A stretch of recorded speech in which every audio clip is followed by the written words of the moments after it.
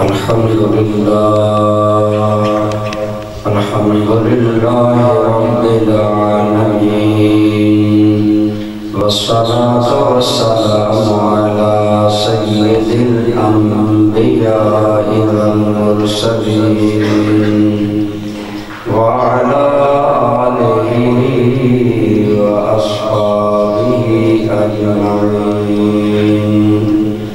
Amma ba'du, fa'a'udhu billahi minash shaytanir rajim. Bismillahirrahmanirrahim. Qad aflahal mu'minuna allazina hum fi salatihim khashi'un wallazina hum 'anil lagwi mu'ridun wallazina hum lizzakati fa'ilun. Sadaqallahu mawlana al-azim, sadaqa wa ballagana rasuluhun nabiyyul ummiyyul aminul habibul karim. Allahumma salli ala sayyidina wa mawlana Muhammadin wa ala ali sayyidina wa mawlana Muhammadin wa barik wa sallim alayhi. As-salatu wassalamu alayka ya sayyidi ya Rasulullah wa ala alika wa ashabika ya Habiballah.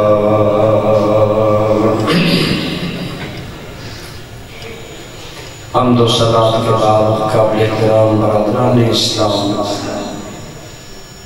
اللہ تعالیٰ نے جتنے بھی احکام ہم اہل ایمان پر لازم فرمائے ہیں ان کے اندر ہمارا ہی دنیا اور آخرت کا بھلا اور اچھائی ہے۔ اگر ہم ان پر عمل کرتے ہیں تو خود ہمارے معاشرے میں زندگی کو سکون ہوتی ہے۔ تو زکوٰۃ کے بارے میں نے عرض کیا پہلے کہ ہم پر جو اللہ تعالیٰ نے چیزیں فرض اور لازم کی ان میں سے ایک زکوٰۃ ہے، جو اسلام کا تیسرا رکن ہے۔ اور زکوٰۃ جس مسلمان کے پاس اپنی ضروریات سے زائد 52.5 تولہ چاندی کی قیمت، جو آج کل 60-70 ہزار روپیہ کے قریب بنتی ہے، وہ ہو تو اس آدمی پر زکوٰۃ دینا فرض ہے۔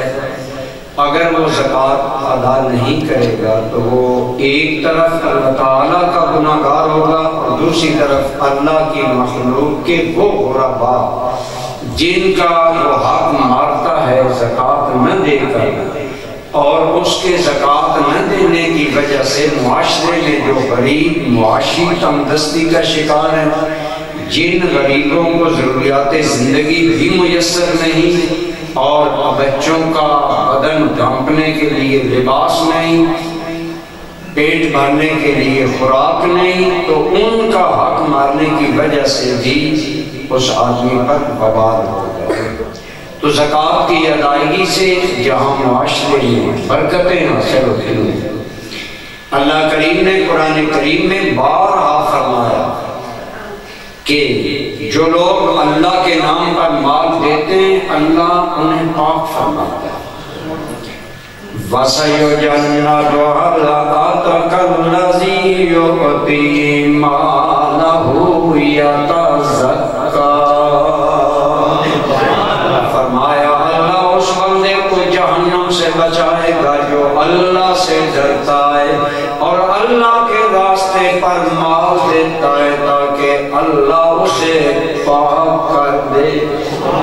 گویا اللہ کے نام پر مال دینے کا ایک فائدہ اس کی ذات کو یہ ہوگا کہ وہ پاک ہو جائے گا۔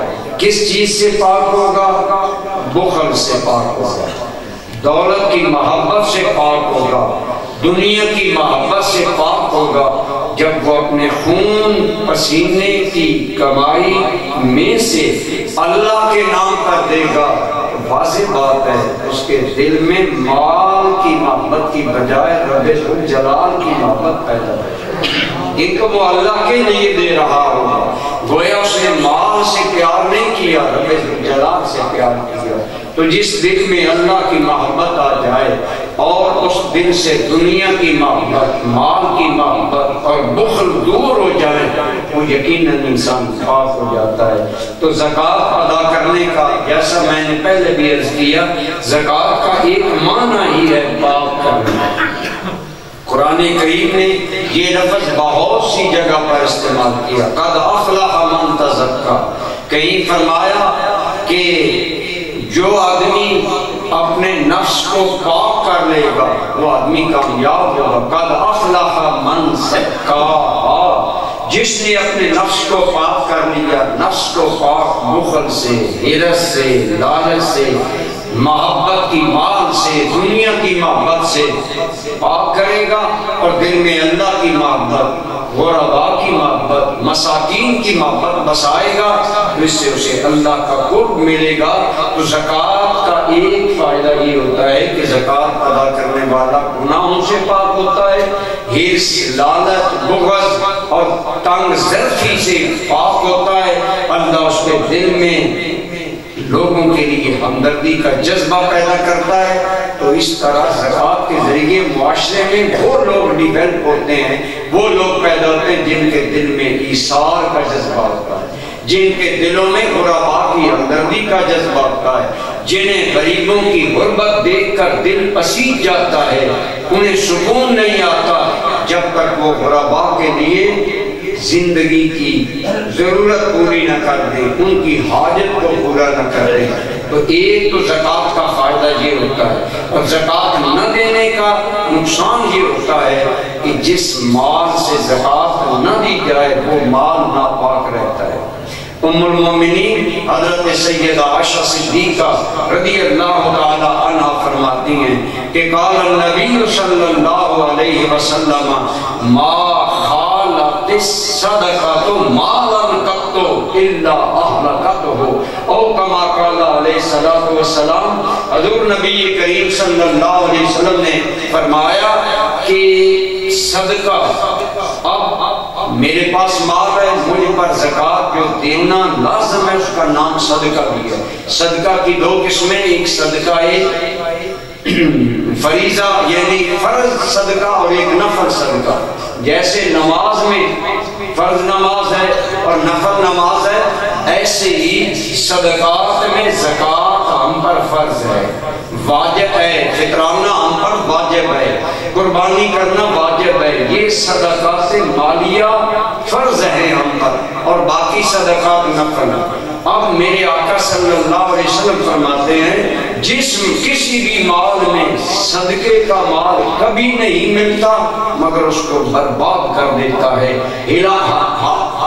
یعنی اہلاکت ہو اس کو ہلاک کر دیتا ہے، تباہ کر دیتا ہے۔ اس کے دو مفہوم علماء نے بیان فرمائے۔ ایک مفہوم یہ ہے کہ جو بندہ زکوٰۃ نہیں دیتا، جو بندہ صدقہ نہیں دیتا، جو مال صدقے اور زکوٰۃ کا حصہ تھا اس نے جب اس کو ادا نہ کیا تو اس کے مال میں ملا رہا، جب ملا رہا تو اس کو تباہ کر کے رکھ دے گا، ایک نہ ایک دن اس کو ختم کر دے گا۔ تو گویا زکوٰۃ نہ دینا یہ مال کو بھی تباہ کر دے گا، تمہاری شخصیت کو بھی تباہ کر دے گا، برباد کر کے رکھ دے گا۔ تاریخ شاہد ہے، خلفائے بنو امیہ میں حضرت عمر بن عبدالعزیز امام عادل تھے، حضرت عمر کے یعنی نواسوں میں شامل تھے، آپ کے بیٹوں کی اولاد ماں کی طرف ان میں حضرت عمر بن عبدالعزیز نیک انسان تھے۔ اپنی زندگی میں وہ اللہ سے ڈرتے، کوئی بیت المال سے مال نہ لیتے، اپنے بچوں کو حلال رزق کھلاتے، بعض اوقات ایک مرتبہ عید آ گئی، عمر بن عبدالعزیز کے بچوں نے مطالبہ کیا کہ ابا جان ہمیں نئے کپڑے لے کر دیں، تو حضرت عمر نے بیوی کو حکم دیا کہ ان کے پیبند لگے کپڑے دھو کر انہیں عید کے دن پہنا دو، اور بچوں کو فرمایا بیٹا عید کی خوشی چند لمحے ہے، چند لمحے کی دنیا کی خوشی کے لیے میں اپنی عاقبت خراب نہیں کرتا۔ 48 لاکھ مربع میل کے قریب مملکت کے سربراہ کے بیٹے اگر پیبند لگے کپڑے پہنے ہوئے ہوں تو باپ کی کفایت، باپ کا تقویٰ، پارسائی، خوف خدا، اس کا آپ اندازہ لگا لیں۔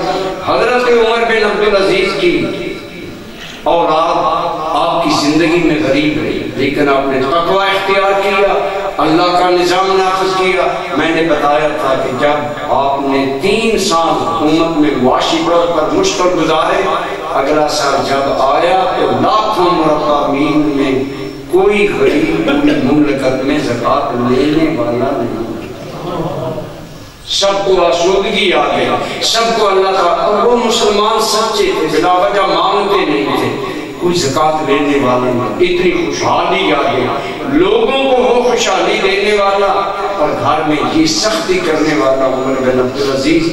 تاریخ شاہد ہے باقی بنو امیہ کے خلفاء کی اولادیں عیش کرتی تھیں، ریشمی لباس پہنتے تھے، لیکن چند سالوں کے بعد تاریخ کا یہ بڑا عجیب واقعہ ہے، ان خلفاء کے بیٹوں میں بعض کنگال ہو گئے اور بیکاری بن گئے، اور عمر بن عبدالعزیز کے بیٹوں کو خدا نے دین میں بھی کمال عطا فرمایا، دنیا میں بھی کمال۔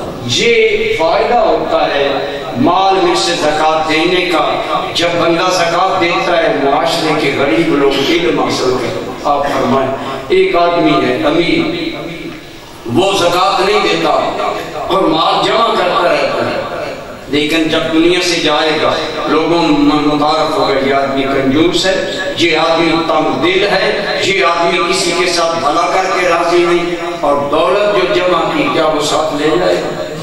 قبر میں تو دولت نہیں جائے گا، لیکن اگر ایک آدمی اپنی زکوٰۃ میں سے ایک یتیم بچے کو تعلیم دلاتا ہے، وہ بچہ کا علم حاصل کر کے صاحب روزگار بن جاتا ہے اور اپنے قدموں پر کھڑا ہو جاتا ہے اور اپنی فیملی کو آباد کرتا ہے، ایمانداری سے بتائیں وہ امیر فائدے میں رہا جو کنجوس بن کر ساری زندگی اللہ کا حق مارتا رہا، یا یہ زکوٰۃ دینے والا شروع ہوگا جس کی پرورش سے ایک یتیم آدمی باہنر بنا، ایک صاحب کاروبار بنا اور معاشرے کا وہ انسان بنا جو خود اپنا ہی پیٹ نہیں پالتا بلکہ اوروں کے پیٹ پالنے کی قابل ہو۔ یہ انڈیلانگ رن زکوٰۃ کے عملی فوائد ہیں جن سے آج ہماری حکومت بھی بہرہ نہیں، انہیں بھی پتہ نہیں اور ظلم ہو رہا ہے۔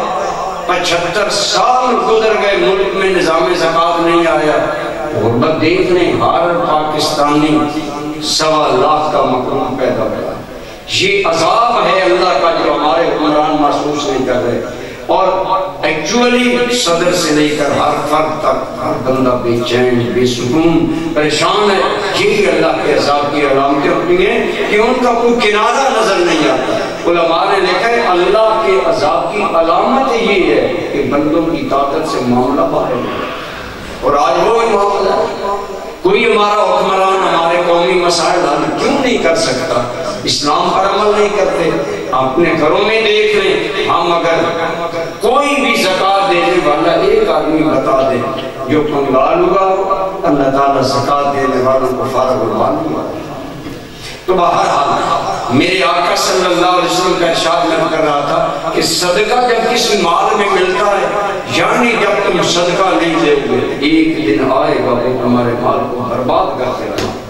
ایک اس کا یہ ترجمہ علماء نے بیان کیا، اور ایک ترجمہ بڑا قابل غور وہ یہ ہے کہ جب معاشرے میں مستحق اور غیر مستحق ہر کوئی سوالی بن جائے، جیسے آج ہمارے معاشرے میں یہ سمجھے بات تمام لوگ کہ جیسے نماز کا وقت ہے اس سے آگے پیچھے اگر وہی رکعتیں آپ پڑھیں، اس وقت کوئی آدمی 4 رکعتیں پڑھے گا، 2 فجر کی سنتیں 2 فجر کے فرض ہیں اس کے ہو جائیں گے، قضا تو ہو سکتا ہے ادا تو نہیں نہ ہوگی کیونکہ وقت نہیں۔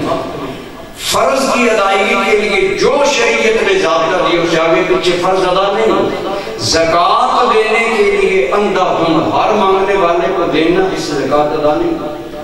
زکوٰۃ اس کو دینی چاہیے جو زکوٰۃ کا مستحق ہو، لیکن ساتھ ہی فرمایا اگر کوئی مانگتا ہے اور لوگوں سے زکوٰۃ وصول کرتا ہے، لیتا ہے، آج بہت سے ایسے لوگ ہیں جو چپ کر کے نہیں دیتے ہیں، بتاتے نہیں کہ ہم زکوٰۃ کے مستحق ہیں۔ میرے آقا نے فرمایا ایک دن یہ صدقے کا مال و جماعت کو برباد کر، ان کی کبھی غربت ختم نہیں ہوگی، محتاجی ختم نہیں ہوگی۔ اسی لیے میرے کریم صلی اللہ علیہ وسلم نے فرمایا مسکین وہ نہیں ہے الذی یسأل الناس، جو لوگوں کے سامنے ہاتھ پھیلاتا ہے، وہ مسکین نہیں ہے۔ مسکین وہ ہے جو حاجت مند ہے لیکن حاجت کو بیان نہیں کرتا خودداری کی وجہ سے۔ کتنے معاشرے کے ایسے سفید پوش لوگ ہیں جن کی مثلاً اولاد زیادہ ہے، انکم تھوڑی ہے، وہ مقروض ہیں، قرض میں زندگی گزار رہے ہیں، ان کی مدد کریں۔ میرے آقا صلی اللہ علیہ وسلم نے فرمایا اصل مسکین وہ ہیں اور ان کی مدد کرنا زیادہ ثواب ہے اور ان کو تلاش کرنا الگ ثواب ہے۔ ٹھیک ہے ہمارے معاشرے میں یہ معاملہ تھوڑا سا بڑا گندا ہے کہ پتہ نہیں چلتا مستحق کون ہے اور مستحق کون نہیں ہے۔ اور اللہ تعالیٰ کی طرف سے ایک حکم ہے کہ اللہ تعالیٰ لا یکلف اللہ نفسا الا وسعہا، فرمایا جو تمہاری وسعت ہے اس کے مطابق تلاش کرو، تلاش کر کے ایسا مسلمان جو کسی سے سوال نہیں کرتا ہے اس کی مدد کرو گے، وہ صحیح ادائیگی ہوگی۔ اور پیشہ ور سائلوں کو دینے سے حضرت عمر منع کرتے تھے، آپ فرماتے تھے انہیں نہ دیا کرو، ان کو دینا بھکاری بنانا ہے۔ یہ بات میں نے کئی مرتبہ کی، چھوٹے چھوٹے بچے بچیاں جو آپ کو لاری اڈا پر، اسٹیشن پر، عوامی مواقع پر بھیک مانگتے نظر آتے ہیں، انہیں کبھی نہ دے، آپ انہیں دے کر بھکاری بنا رہے ہیں، آپ انہیں سوال پر ابھار رہے ہیں۔ آپ معاشرے میں نظر کریں کون میرے مسلمان بھائی ہیں جو کہ حاجت مند ہیں، مانگتے بھی نہیں، مقروض ہیں، مشکل زندگی گزار رہے ہیں۔ جب آپ یوں اپنے معاشرے کے لوگوں کو تلاش کر کے ان کی حاجات پوری کریں گے، اللہ کی قسم تیری وہ حاجات جو پوری نہیں ہو رہی تیرا رب وہ تیری پوری فرمائے، کیونکہ وہ تیرے بس سے باہر ہوگی۔ اس لیے ایک تو یہ ہے کہ بلا ضرورت مانگنا بہت بڑا ظلم ہے۔ ہمارے معاشرے میں آج یہ بات عام ہے، فرمایا قیامت کے دن وہ آدمی جو آج مستحق نہیں ہے مانگنے کا مانگتا ہے، قیامت کے دن اس حال میں وہ اٹھایا جائے گا کہ اس کے منہ پر گوشت نہیں ہوگا، ہڈیاں ہی ہڈیاں ہوں گی، تاکہ ہر بندہ سمجھے کہ یہ وہ آدمی ہے جس نے غلط دنیا میں ہاتھ بڑھایا، سوال کیا۔ ہمارے رسول رحمت صلی اللہ علیہ وسلم نے باتوں سے منع کی۔ بہرحال ضمن یہ بات آگی، میں عرض یہ کر رہا تھا کہ زکوٰۃ کی ادائیگی اگر ہم کریں گے ہمارے معاشرے میں سکون ہوگا، ہمارے معاشرے میں لوگوں کی حاجات پوری ہوگی۔ حکومت کو چاہیے وہ زکوٰۃ لے کر لوگوں میں برابری کی سطح پر تقسیم کرے، اور اگر حکومت یہ کام نہیں کرتی ہم پر خود لازم اور فرض ہے کہ ہم اپنے مالوں کی زکوٰۃ ادا کریں اور ان کی ادائیگی میں کوشش کریں کہ ان کی ادائیگی صحیح ہو، اور اس سلسلہ میں معاشرے کے غریب محتاج پر یاد رکھیں۔ اللہ کریم فرماتے ہیں جو میرا بندہ آج میرے کسی ضرورت مند بندے کی حاجت پوری کرے گا، قیامت کے دن میں رب اس کی حاجت پوری کروں۔ من کان فی حاجت اخیہ کان اللہ فی حاجت یوم القیامہ ومن فرج قربۃ عن اخیہ فرجہ اللہ قربہ یوم القیامہ۔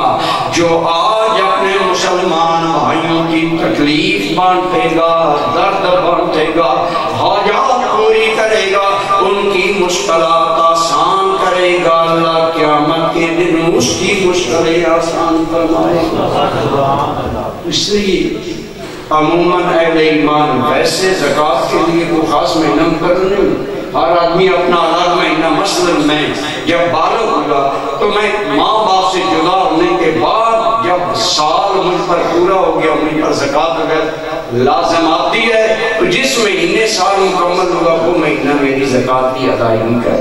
لیکن عموماً اہل اسلام رجب، رمضان یا محرم، بعض محرم کو ادائیگی کا مہینہ بناتے ہیں کہ تاکہ اسلامی سال کے آغاز میں ہو. بعض رمضان میں زکوٰۃ کی ادائیگی کرتے ہیں کہ ثواب زیادہ ملے گا. لیکن ایک بات یاد رکھیں، فرض جب فرض ہو جائے بلا وجہ تاخیر نہیں کرنی چاہیے. اس لیے بعض لوگ رجب میں زکوٰۃ ادا کرتے ہیں، شعبان میں کرتے ہیں. اس کا فائدہ کیا ہوگا؟ جب آپ زکوٰۃ نکالیں گے تو قرآن کے ارشاد کے مطابق آپ کا تزکیہ ہو جائے گا. جب تزکیہ ہو جائے گا آپ رمضان میں داخل ہوں گے زیادہ کرم ہوگا. ایک حکمت یہ تھی رجب اور شعبان میں زکوٰۃ کی ادائیگی کو اپنے مہینے متعین کرنے کا. بہرحال برادران اسلام، زکوٰۃ کا ایک معنی ہے بڑھانا. زکوٰۃ دینے سے بندہ مومن کی زکوٰۃ بڑھتی ہے. اللہ اپنے ان بندوں کی روزی میں برکت عطا فرماتا ہے. اللہ کی قسم، میرے اپنے تجربے میں ایک بات ہے، ایک ہمارے دوست اچھے خاصے انہیں قرض کی ضرورت نہیں تھی لیکن انہوں نے بینک سے قرض لیا اور سود پر لیا. اور قرآن کہتا ہے یمحق اللہ الربا ویربی الصدقات، اللہ سود کو مٹاتا ہے، صدقات کو بڑھاتا ہے. یقین جانے تھوڑے عرصے کے بعد انہیں سود کی ادائیگی کے لیے اپنی پراپرٹی فروخت کرنی پڑی. دنیا میں اللہ دکھاتا ہے ایسے معاملات. سود لینے والے، زکوٰۃ نہ دینے والے کبھی مطمئن نہیں ہوتے، انہیں سکون کی نیند نہیں آتی.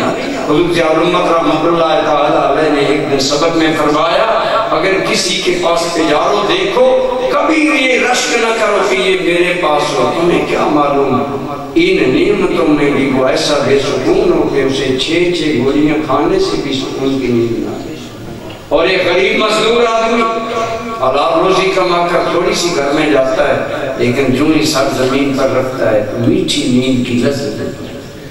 مختلف انداز میں اللہ تعالیٰ اپنے بندے پر کرم کرتے ہیں. یاد رکھیں جو بندہ اللہ کے نام پر مال خرچ کرتا ہے، قرآن کریم نے فرمایا ایک اس کا تزکیہ ہوتا ہے. اور قرآن کریم نے کئی جگہ پر فرمایا جو اللہ کے بندے مال کی شدید محبت کے باوجود اسے اللہ کے نام پر دیتے ہیں، اللہ بھی ان سے محبت کرتا ہے. کیونکہ وہ مال سے محبت کرنے کی بجائے رب ذوالجلال سے محبت کرتے ہیں. حضرت سیدنا صدیق اکبر کی سخاوت، آپ کا باتیں آپ کو پتہ ہے کہ کتنی بار اپنا گھر اللہ رسول کے نام پر ہوتا ہے. ایک آدمی کی آپ غریب کا مدد کرتے تھے. جب سیدہ عائشہ صدیقہ پر بہتان منافقین نے لگایا تو وہ منافقین کا اعلی کار بن گیا. وہ آدمی حضرت صدیق اکبر نے ان کا وہ وظیفہ بند کر دیا. اللہ تعالیٰ نے باقاعدہ قرآن کریم میں آیت اتاری، فرمایا فضیلت والے لوگوں کو نہیں چاہیے کہ وہ دنیاوی مفادات کی وجہ سے غریب لوگوں کی مدد بند کریں. حضرت صدیق اکبر چونک گئے اور اس کی مدد دوبارہ بحال کر دی. خاصوں کو تو یہاں تک تنبیہ ہوتی ہے لیکن عاموں کے معاملے میں اس لیے اگر ہم اپنے اندر یہ جذبہ پیدا کر لیں کہ حاجت مند آدمی کی حاجت پورا کرنے کو شعار بنانا. آج ہمارے معاشرے میں شدید غربت ہے، اس کی مین وجہ ہمارے امیروں کا زکوٰۃ نہ ادا کرنا ہے. لیکن ایسے ماحول میں آپ ایسے بنے نا، آپ بنے جو زکوٰۃ ادا کرنے والے. اللہ نے جتنی کفایت دی ہے مال دیا کریں. ہاتھ سے مال دینے سے جو چیزیں پیدا ہوتی ہیں اس سے ایک رکت قلبی نصیب ہوتی ہے. آدمی کے دل میں نرمی آتی ہے. جب غریب کی آپ بتائیں، جب کسی آدمی کو ایک پروفیسر نے بڑی پیاری بات کی، وہ کہنے لگے میں نے اپنے بچوں کو لیکچر میں کہا بیٹا نیکی کا مزہ چکھو. اور نیکی کا مزہ کیسے؟ انہوں نے فرمایا مثلا اگر ایک حاجت مند آدمی، ضرورت مند آدمی، آپ اس کی مدد کرتے ہیں، مدد کرنے کے بعد آپ کے دل میں ایک سکون پیدا ہوتا ہے، ایک خوشی پیدا ہوتی ہے کہ یہ نیکی کی خوشی ہے. اور جن کا شعار ہی یہ ہو پوری زندگی یہ کام کرنا، ان کی زندگی میں بلا درجے راجے کا اطمینان ہوتا ہے، اور انہیں کوئی زندگی اللہ تعالیٰ آج ہم میں سے ہر بندہ بے چین یقین جانے اگر ہم دین پر عمل کریں ہمیں نیکی کی لذت حاصل ہوگی، اور ہمیں اطمینان اور سکون کی دولت یہاں بھی نصیب ہوگی وہاں بھی نصیب ہوگی۔ دوسری بات ضروری جو میں کرنا چاہتا تھا وہ یہ ہے کہ ایک تو زکوٰۃ کی ظاہری باطنی برکات پر نظر رکھتے ہوئے ضرور اللہ کے راستے پر دینے میں کنجوسی نہ کیا کریں۔ میں نے بیان کیا تھا کنجوسی کو تشبیہ دی جاتی ہے فلاں آدمی مال پر سانپ بن کر بیٹھ گئے، ایسی کہتے ہیں نا۔ قرآن کریم میں آیا کہ وہ لوگ جو اللہ کے نام پر خرچ نہیں کرتے سَيُطَبَّقُونَ مَا بَخِلُوا بِهِ يَوْمَ الْقِيَامَةِ، قیامت کے دن ان کے گلے میں توق ڈالا جائے گا۔ اس کی تشریح حدیث پاک میں یہ ہے کہ قیامت کے دن زکوٰۃ نہ دینے والے کے مال کو گنجا سانپ بنایا جائے گا، اور وہ سانپ اتنا زہریلا ہوگا اگر زمین پر ایک پھونک مار دے 500 سال تک زمین پر سبزہ پیدا نہ ہو۔ اتنا زہریلا سانپ بے زکوٰۃ کے گلے میں ڈالا جائے گا، اور حدیث پاک میں آیا وہ سانپ اس کی پھونچیں پکڑ کر کہے گا انا کنزک الذی کنزت فی الدنیا، میں تیرا وہ خزانہ ہوں جو دنیا میں تو جمع کرتا تھا، آج اس کا مزہ چکھ۔ پھر وہ اس کو ڈسنا شروع کر دے گا۔ تو یہ ہے آخرت میں عذاب، اور دنیا میں بھی جو زکوٰۃ نہیں دیتے انہیں کبھی اطمینان کا بھی نہ ملے۔ خدا کی قسم وہ دنیا سے روتے جاتے اور جو اپنا سب کچھ اللہ رسول کی رضا کے لیے وقف رکھتے ہیں، نماز پڑھتے ہیں، زکوٰۃ دیتے ہیں، غربا کا حق ادا کرتے ہیں، معاشرے کے غمزدہ لوگوں کو سہارا بنتے ہیں، ان کی موت انتہائی اطمینان بخش ہوتی ہے۔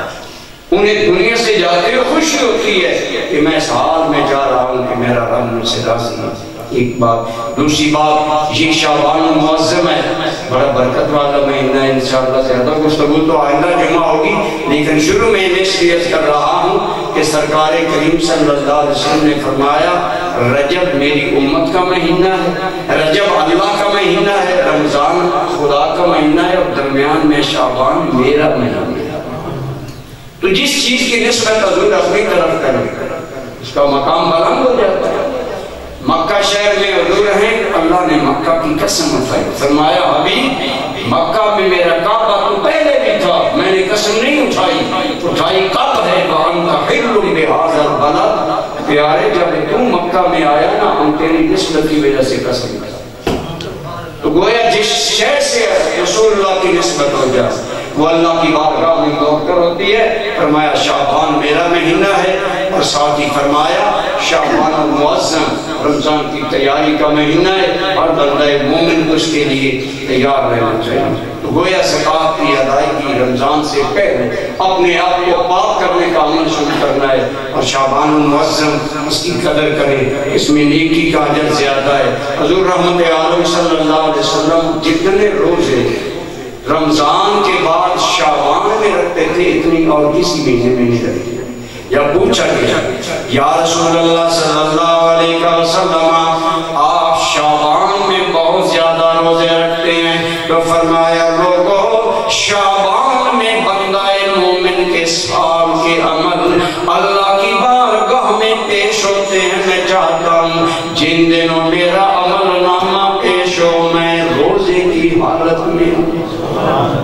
اگر رسول اللہ صلی اللہ علیہ وسلم اس اعمال کی پیشی کو اتنی ترجیح دیتے ہیں تو ہمیں بھی صحت مند لوگوں کو توجہ دینی چاہیے۔ شعبان المعظم کے روزوں کی بڑی فضیلت ہے، اور بڑی فضیلت یہ ہے کہ نبی رحمت صلی اللہ علیہ وسلم کی سنت مبارکہ ہے، گویا پریکٹیکلی امت کو تیار کیا جا رہا ہے کہ رمضان کے ماحول کے لیے تیار ہو جاؤ۔ شعبان شام سے نکلا ہے، شام عربی میں شیب گھاٹی کو کہتے ہیں، ادھر بھی پہاڑ ہو ادھر بھی پہاڑ ہو، درمیان میں گھاٹی پست جگہ کو کہتے ہیں۔ جب بارش ہوتی ہے زور کا پانی بہتا ہے، ساری غلاظت گرد و غبار تنکے وغیرہ بہہ جاتے ہیں، علماء نے فرمایا شعبان کو شعبان اسی لیے کہا گیا ہے کہ ادھر رجب ہے ادھر رمضان ہے، درمیان میں شعبان ہے، جس پر میں امت مصطفیٰ پر خدا کی رحمت کی برسات ہوتی ہے اور اللہ تعالیٰ امت مصطفیٰ کے گناہوں کو دھلا دیتا ہے، بندوں کو صاف بات کر دیتا ہے۔ حضور لمبی عبادت کر رہے تھے، ام المومنین عائشہ صدیقہ نے پوچھا یا رسول اللہ، اللہ نے تو آپ کی پہلے بخشش کر دی ہے، اتنی عبادت؟ فرمایا عائشہ یہ شعبان ہے اور شعبان میں اللہ تعالیٰ قبیلہ بنی کلب کی بکریوں کے بالوں کے برابر میری امت کی بخشش کرنا۔ ایک بکری کے بدن پر کتنے بال ہوتے ہیں؟ پھر وہ قبیلہ جو عرب میں بکریاں رکھنے میں مشہور تھا، سرکار نے اس قبیلے پورے قبیلے کی بکریوں ریوڑوں کی بکریوں کے بالوں کے برابر امت کی بخشش کا گویا اعلان بھی کیا اور ساتھ ساتھ سجدہ شکر بھی کیا کہ اللہ نے میری امت کے لیے یہ مہینہ بنایا ہے۔ اللہ تعالیٰ آپ کو اور ہمیں سب کو رمضان سے پہلے اس ماحول میں دھیرے دھیرے ڈھلنے کی توفیق عطا فرمائے، ہم مال کی محبت سے بالا تر ہوں، اللہ تعالیٰ کی طرف دل کی توجہ کریں اور رمضان کی تیاری کریں۔ ہمارے